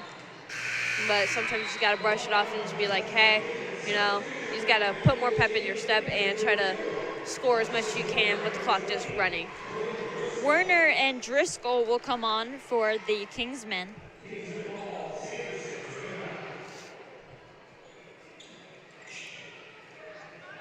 Werner puts it up, but it's no good, but it's rebounded by Little for 2.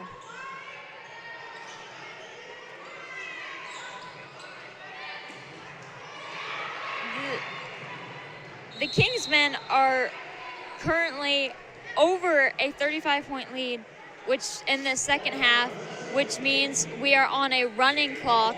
The clock will only stop for timeouts and free throws. Yeah, the Cavemen really need to, hustle back, especially with running clocks. The running clocks, when you're losing, are not a really good thing because you want to spare as much time as possible in order to get back into your game and hopefully win as well. But the Cavemen really just need to lock in and focus, try to score. Young drives it in, puts it up, and it's good.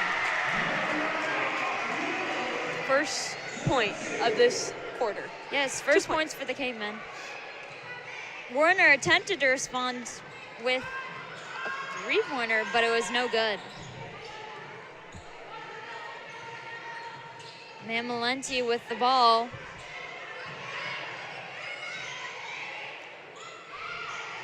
Passes it to Brew. Brew attempts to throw it into Matherly, but it goes almost went out of bounds. Young managed to save it. Yeah, sometimes trying to save the ball from going out of bounds is a risky thing. But if you know what you're doing, able to throw that ball back to your teammate and not to the opposing team, then it's really beneficial. The ball is turned over. Dawson tries to put it up, but it's no good. Mamalenti driving the ball down the court for the Cavemen, puts it up for a 3, and it's no good. Dawson throws it all the way down court, retrieved by Driscoll, but it's no good. The refs are going to call a jump ball, and it will be Cavemen possession. Look at this replay right here, Mariah Young saving the ball for her team. An impressive save, especially with the time crunch of this clock being running. Speaking of that, only 10 seconds left in this third quarter already, thanks to that running clock.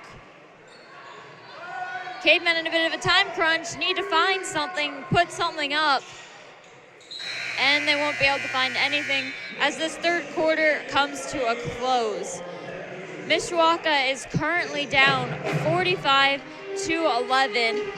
We will be back after this short break.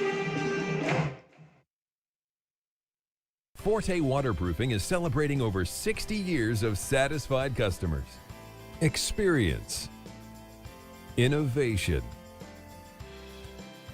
hard work, confidence, pride, honesty, integrity, determined, committed to achieve excellence. Fix it with Forte, fix it for good. Some see a wrestling match. We see a 6-minute lesson in grit.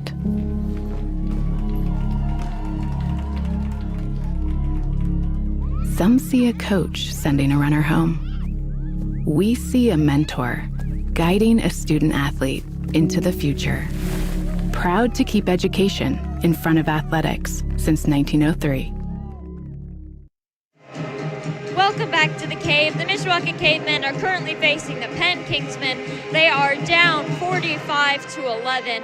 They are currently, there is less than a 35-point lead, but the running clock was initiated and it will continue even though there's no longer a 35-point lead.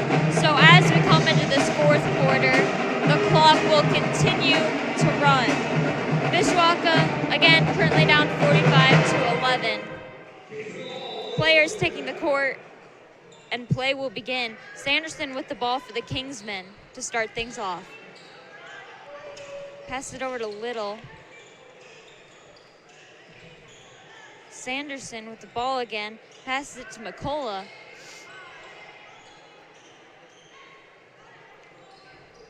Little with the ball. Passes it to Sanderson. Sanderson to Werner. Werner to Little.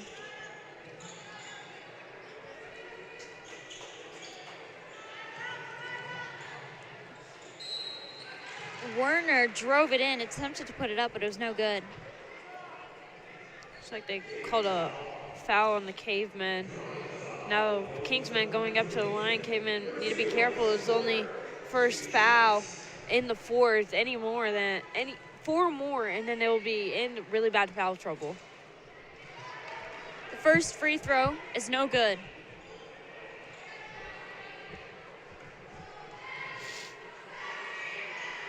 The second free throw is no good. Cavemen get the ball. Brew with the ball. Pass it off to Mamalenti. Mamalenti to Young. Young loses the ball.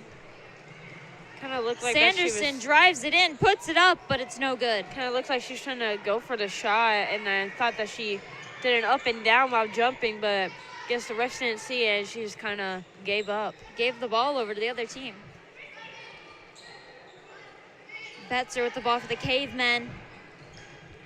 Passes it off to Mamalenti.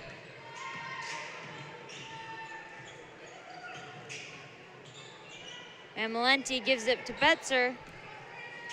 Betzer tries to get it into Matherly, but it's turned over. Sanderson puts it up, but it's no good. Refs are going to call a foul.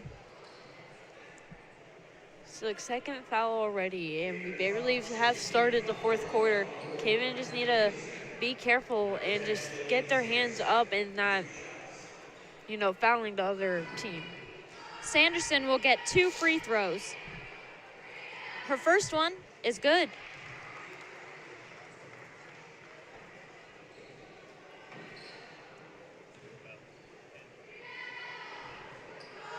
Second free throw is up, and it's good.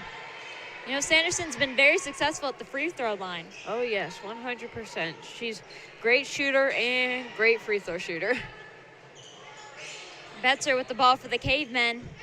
Pass it off to Mamalenti. Mamalenti back to Betzer. Betzer puts it up for a 3, but it's no good. Mamalenti chases down the ball and maintains possession for the Cavemen. But pass it off to Young. It's intercepted by Little, who attempts to put it up, but it's no good. Refs are going to call a foul. The Kingsmen will get 2 free throws. Third foul. The Cavemen, like I said, need to be careful. It's their third foul, and it's barely been halfway through this quarter. They just really need to be careful, because once they're in foul trouble, it gets worse from here. First free throw is good. Some substitutions here. Juzak coming in for the Kingsmen and Johnson coming in for the Cavemen.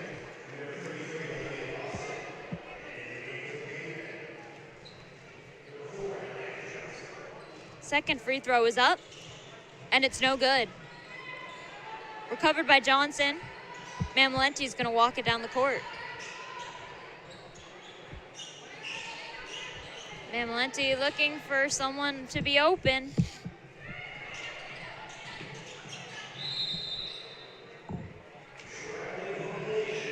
Refs are going to call a travel on the Cavemen. Kingsmen will get possession. Just got to be really careful, you know, trying to get through players, trying to find an opening. It really calls you to travel, especially once you pick up the ball and you can't find anybody, you might travel as well. Sanderson puts it up, and it's good. Nobody there to stop her. She was wide open. She's like, you know what, I'm going to take the shot right here. Shot it in front of everybody and was like, there we go. Mamalenti with the ball for the Cavemen. Passes it to Johnson. Johnson passes it over to Brew.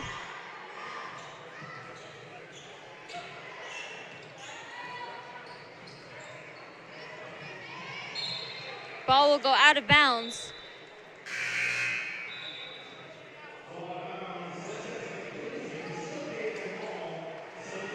Cavemen ball.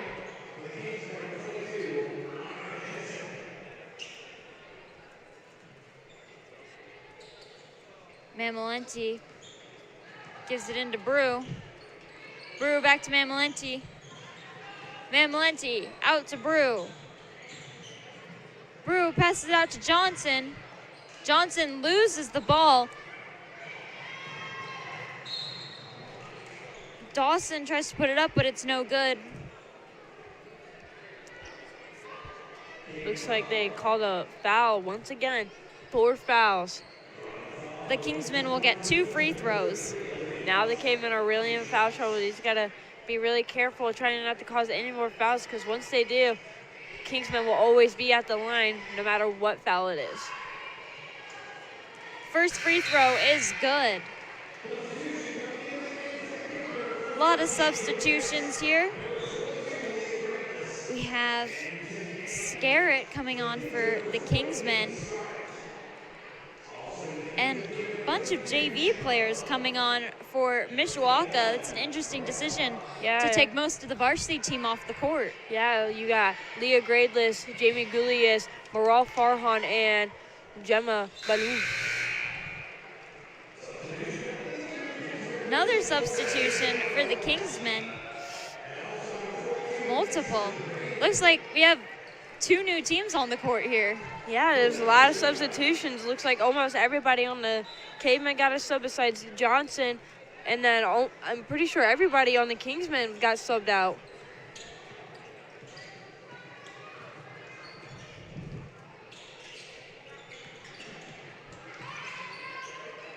Johnson with the ball for the Cavemen.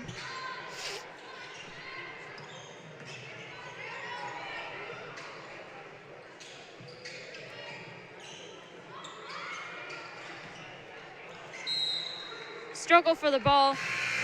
Refs will call a travel violation on the Cavemen. Kingsmen will get possession. Yeah, right there, Balloon, she was really trying to find an opening for her team, trying to make as many passes as possible in order to hopefully get that opening for her team and then score more than what they have currently.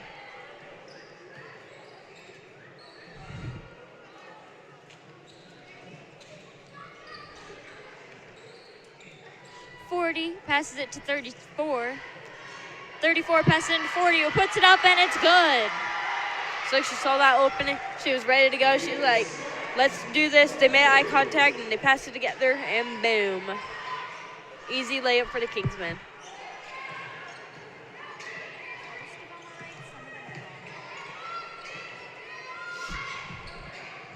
Farhan with the ball for the Cavemen. Passes it out.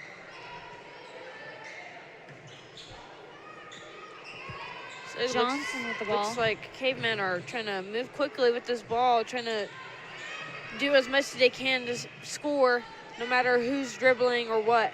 Yeah, only 2 minutes left on this running clock. This is going to end quickly. Johnson runs into someone. Foul will be called by the refs. Looked like a charge was trying to be made by the Kingsmen, but a lot of times the charges are counted as fouls, and then that gets your opposing team up to the free throw line. Looks like it won't be a free throw this time. Cavemen will have possession, though.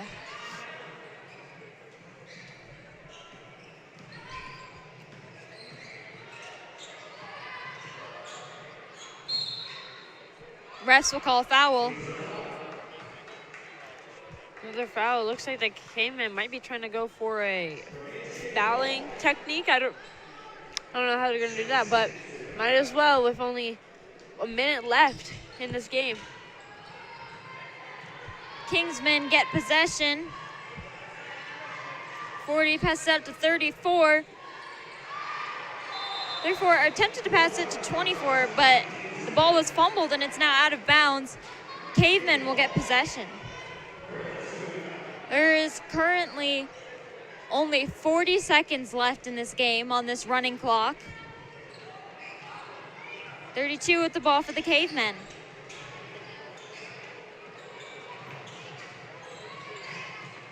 Passes it off to Johnson. Johnson looking for someone. Passes it over to Gradeless. The ball got out of bounds. A little bit out of Gradeless's reach. A little bit too high. If only it was a little bit lower for her, she could have caught the ball. Kingsmen now have possession. 5 seconds left. And that is the end of the game. Mishawaka lost 54-11, a Kingsmen victory. As you can see on your screen, cheerleaders out, pet band playing the anthem. It was a tough game, but at least everyone's having fun. Harmony, any final thoughts? I thought that both teams really pushed through, especially the Cavemen, even with this loss. I'm really glad that they pushed through as best they could, try to do as much as they could, even though they were against Penn, which is a really great school. I'm just glad that both teams did what they needed to do and pulled through this game. Yeah, I think Cavemen really put it out there. I think they have a lot to improve on and a lot to work on, but they also have some stuff to be proud of on this game, especially since Penn is such an amazing team. I was looking at their record. They had a bunch of games where they were scoring into the 60s. Cavemen didn't perform the best tonight, but they kept the Kingsmen from going completely wild with the score, and I think that is something to take away and be proud of. And they have a lot to work on, but I think this game was good. It was a really great game.